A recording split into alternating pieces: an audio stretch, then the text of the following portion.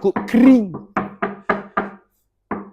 Kadang-kadang orang fokus kepada colour je. Yang paling penting colour. Kita tak payah cerita pasal material. Ni semua acak-acik tahu. Kita cerita apa yang terbaru. Design. Lagi? Span. Macam mana nak tahu span terbaru pula Boyan? Dengar baik-baik.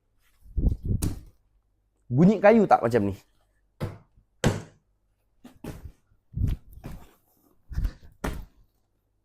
Apa maksud dia? Kalau biasa sofa boleh lompat, betul?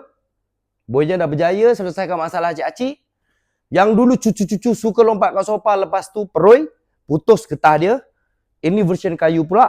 Kenapa Boyan buat version kayu pula? Bukan semua janji kita tengok cushion letak-letak macam ni boleh dilompat oleh budak. Itu pun masalah acik-acik bagi tahu Bos Ijan. Macam ni kan. Ni sebenarnya apa yang nak disampaikan ni? Acik-acik, Boyan dah berjaya buat cushion letak-letak jenis kayu.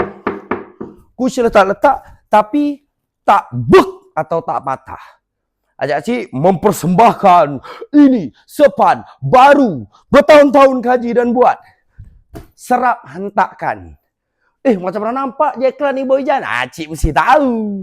Acik mesti tahu. Ini di antara terbaru upgrade untuk geng-geng kita. Sepan serap hentakkan. Apa kelebihan? Lembut sudah tentu. Penjagaan kayunya. Okey, contohlah. Walau bagaimanapun, bila pakai sepan tipis, dia enjut-enjut dengan budak saiz Bos Ijan ke kecil sikit, beramai-ramai. Power mana pun jati tu, dia boleh bebak. Macam tu bunyi dia.